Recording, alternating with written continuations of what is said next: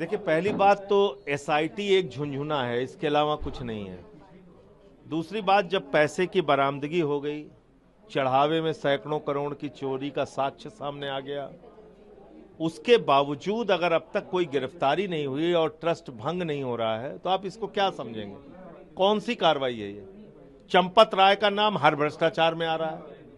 उसी व्यक्ति ने सुल्तान अंसारी से 2 करोड़ की जमीन 18.5 करोड़ में खरीदी। उसी व्यक्ति ने 3 करोड़ की जमीन 24 करोड़ में खरीदी और अभी तक वो ट्रस्ट में बना हुआ है। उसकी गिरफ्तारी नहीं हुई, उसकी कार्रवाई नहीं हुई इसके खिलाफ। तो आप इसको क्या मानेंगे? आप बताइए। सर, अखिलेश यादव ने जब से अयोध्या मामले को उठाया तो उसको लेकर के ओपी राजभर भी उनके ऊपर तंज कसते हुए रिवर फ्रंट घोटाले का जिक्र लगातार करते आ रहे हैं, तो इसको किस तरीके से देख पाएंगे? देखिए, ऐसा है कि ऐसे हवाई बातें करने से काम नहीं चलेगा। रिवर फ्रंट और ये फ्रंट और वो फ्रंट, तो ऐसे हवाई बातें करने से थोड़ी कुछ होता है।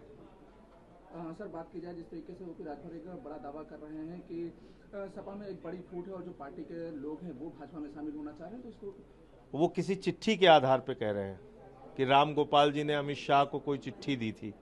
तो उस चिट्ठी के बारे में मैंने पता किया। राम गोपाल जी ने अमित शाह को लिख के दिया है कि 2/3 भाजपा के सांसद टूट के इधर आ जाए। ये चिट्ठी दिया है राम गोपाल जी ने। और बताइए आप। सर, इस मामले को लेकर के लोकसभा प्रतिपक्ष नेता जो राहुल गांधी हैं उन्होंने भी कहा, जो राम मंदिर जांच है उस पर सवाल उठाए। उन्होंने कहा कि न्यायिक जांच की मांग। देखिए, अभी पहले ये पता चले कि भ्रष्टाचार कितना बड़ा है, क्योंकि ये कई सालों से चल रहा है। दूसरी बात ये कि इसमें जो लोग हैं उनको तत्काल गिरफ्तार किया जाना चाहिए। फिर इसकी समयबद्ध जांच होनी चाहिए और सुप्रीम कोर्ट की निगरानी में जांच होनी चाहिए। तब इसमें कुछ कार्रवाई की आप उम्मीद कर सकते हैं, लेकिन जांच समयबद्ध हो, वरना तारीख पे तारीख चलती रहेगी, कार्रवाई कुछ नहीं होगी। सर, भाजपा के जो मंत्री हैं मनोज पांडे, उन्होंने एक अखिलेश यादव पर तंज कसते हुए कहा कि जो ब्राह्मण सभा उन्होंने बुलाई थी, लेकिन उस सभा में वो खुद शामिल नहीं हुए थे, लेकिन वो सभा बुलाते हैं जबकि वो ब्राह्मणों का अपमान करते हैं नजर आते हैं। यार, ब्राह्मणों का तो सबसे ज्यादा अपमान बीजेपी में हो रहा है। ब्राह्मणों का सबसे ज्यादा अपमान तो बीजेपी कर रही है। उसके 365 उदाहरण आपको मिल जाएंगे।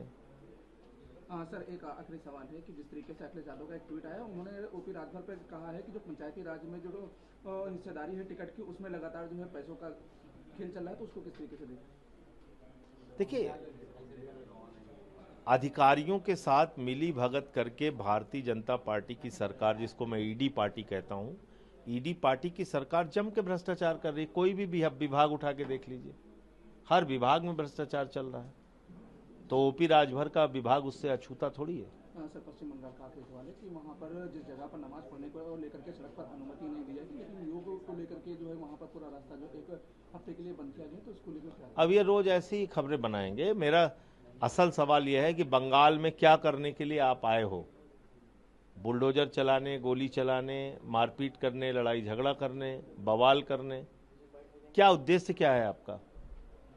बाकी योगा ठीक है, आप योगा कराइए, उसमें कहीं हमें कोई दिक्कत नहीं है। और एक जो गवर्नमेंट होती है उसका नजरिया सेकुलर होना चाहिए। सबके साथ, सभी धर्मों के साथ आप एक जैसा व्यवहार कीजिए।